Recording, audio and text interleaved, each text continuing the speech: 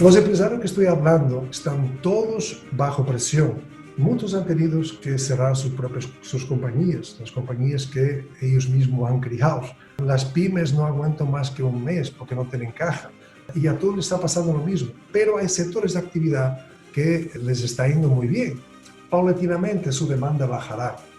Bajará porque hay mucha gente que va a perder su trabajo. Se estima 300, 4.000 personas, con lo cual habrá menos liquidez en el mercado y yo creo que eso bajará la demanda, pero también creará algunos movimientos sociales, porque si usted no tiene dinero para dar de comer a sus hijos en su casa, o si usted no tiene cómo subsistir, eso le puede llevar a una situación muy complicada. Y con la ayuda del gobierno, todos sabemos que no es una ayuda, no es suficiente para que una familia pueda vivir. Con lo cual, señores, ahí tenemos que apelar también mucho a la parte social, a nuestra conciencia social, cómo podemos ayudar desde nuestras compañías o desde nuestras casas a la gente que nos rodea, que más necesita en estos momentos.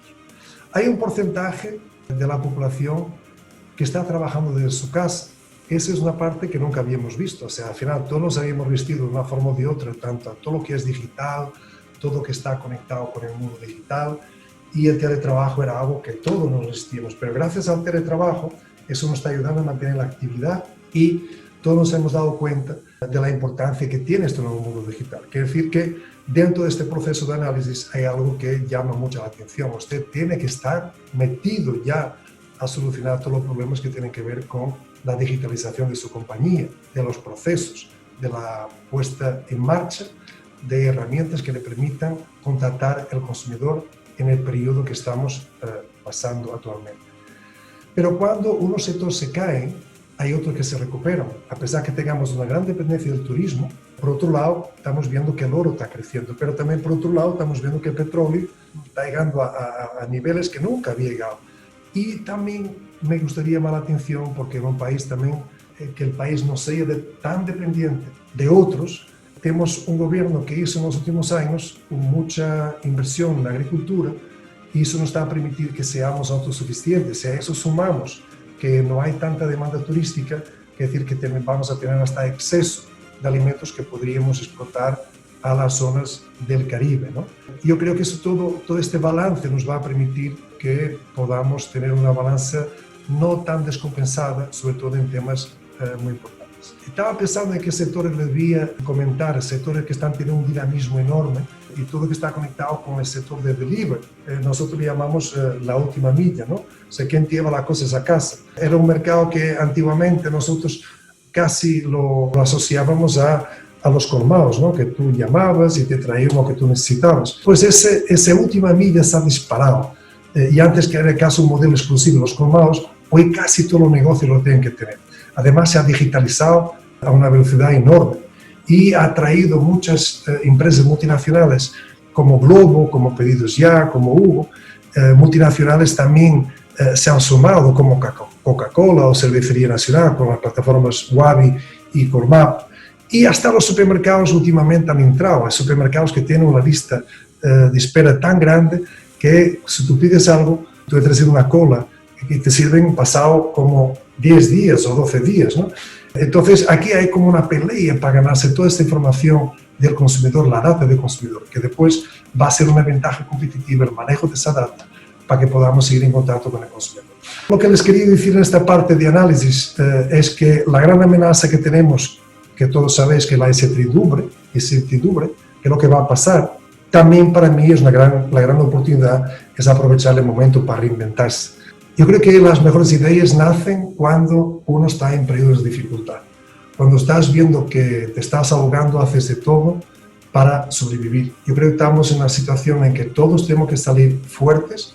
El pueblo dominicano es uno de los más emprendedores de la región y no tengo duda que todos vamos a hacer el correcto análisis para saber dónde estamos y lo que tenemos que hacer para salir de la situación actual. La verdad es que es una situación única para la mayor parte de nosotros.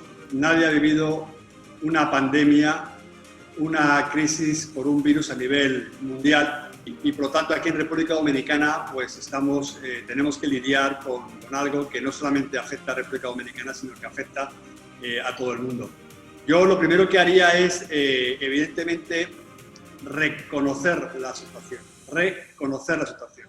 Primero, obviamente, es que los planes estratégicos que teníamos previsto para este año, pues hace tiempo que tenían que estar rehechos en función de la crisis que estamos abordando. Tenemos que ver cómo está el mercado, nuestros productos, pero sobre todo tenemos que ver también la estrategia, que es cómo está ahora mi organización, mi equipo directivo, cómo están las capacidades instaladas, porque todo esto ha cambiado.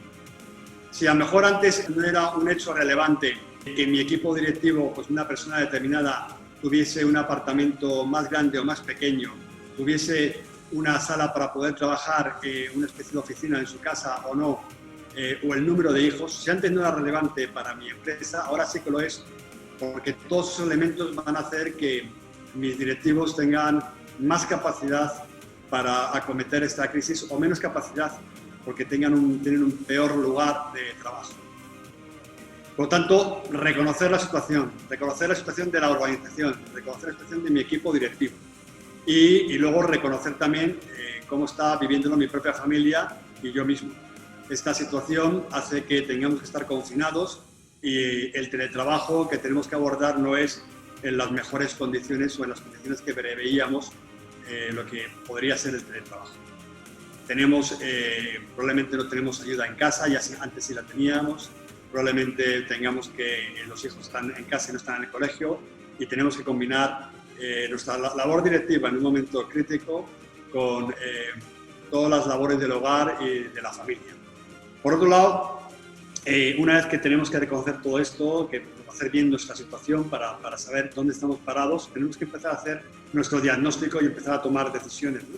Y esto es lo que ahora no tenemos entre manos. Ahora lo siguiente es, una vez que conozco mi situación y que la vuelvo a poner negro sobre blanco, con eso ya tengo que tomar decisiones. De acuerdo con un estudio de Pricewaterhouse desarrollado con ejecutivos del área financiera de empresas de todo el mundo, 4 de cada 5 entrevistados consideran que la actual crisis tiene el potencial de afectar negativamente sus negocios. El impacto financiero que mencionan incluye efectos en los resultados operativos, en la liquidez y en los recursos de capital. Los aspectos financieros más relevantes que enfrentan las empresas dominicanas son similares a las del resto del mundo. Los problemas o síntomas financieros son más grandes según el sector de la economía en que participan. Por ejemplo, aquellos negocios que pertenecen a la cadena de valor del sector turístico, al comercio minorista de productos que no son de primera necesidad y a los servicios personales han visto reducidos sus ingresos de manera alarmante. Al disminuir los ingresos y contando con los mismos gastos fijos, la rentabilidad se cae precipitadamente. Además, la constante es que las cuentas por cobrar van a retornar más lentamente y eso va a poner una enorme presión sobre la caja. El entrar a una época recesiva con altos niveles de endeudamiento pone en riesgo la viabilidad de la empresa. En la República Dominicana, casi todos los negocios de la cadena de valor del sector turístico, a los cuales pertenecen más de 30 subsectores, han tenido que cerrar sus puertas y para reducir el impacto financiero tuvieron que enviar a su personal a vacaciones. Pero esta medida no puede mantenerse sino por semanas. Es importante recordar que el sector de hoteles, bares y restaurantes emplean a 321,000 personas en el país, el sector a más de 800,000 y el de comercio a más de 900,000. Bueno, creo que hace sentido hacer una diferenciación entre los sectores que tienen demanda y los sectores que tienen o muy poca demanda o ninguna. Para los sectores que tienen demanda, definitivamente uno de los retos más importantes es atender una demanda enrarecida con capacidad reducida gracias a los horarios restrictivos y a las medidas de distanciamiento. También se ha visto que estos sectores pues, tienen problemas de abastecimiento, primero por la capacidad también reducida de sus proveedores y segundo por las demoras en los suministros internacionales. También se ha visto un cambio importante en el mix de productos o formatos en los que la demanda se multiplica, mientras que hay otros donde se reduce sustancialmente.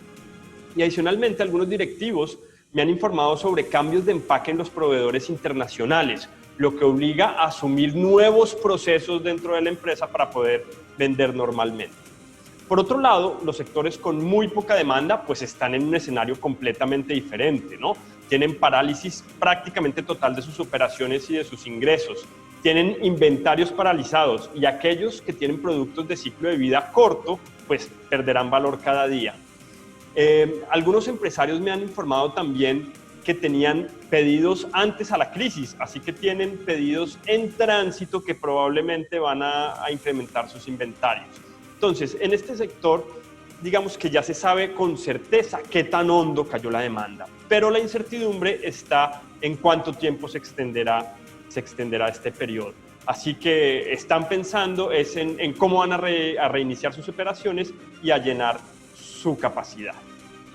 Creo que vale la pena verlo con dos perspectivas diferentes, pero que a su vez son complementarias. La primera es más a nivel de consumidor, quien producto del aislamiento hace que su dinámica de gasto y de consumo sufra una transformación profunda, pero lo que es curioso, va teniendo ajustes de una semana a la otra. La incertidumbre sobre lo que va a pasar hace que el tipo de compras que está generando sean muy diferentes, desde arrancar con gastos más orientados al ahorro, a sobrevivir, hasta empezar a generar otro tipo de gastos. Hay gastos que se reducen dramáticamente, incluso desaparecen. Obviamente temas de transporte, restaurantes, turismo, son gastos que en este momento no se tienen. Hay otros que son fijos y pues no hay manera de cambiarlos. Son gastos como alquiler, servicios públicos y demás. Pero lo que es interesante también es ver cómo cambian aquellos que se están ajustando a esta nueva realidad. En algunos casos, algunos han tenido que comprar algún tipo de electrodoméstico adicional, desde un refrigerador adicional hasta de los temas interesantes. La última semana se veía que las compras de escasez que sucedieron con el papel higiénico hace unas semanas, recientemente se estaba dando con tinte para pelo y con máquinas para poder cortar el pelo y afeitar y demás.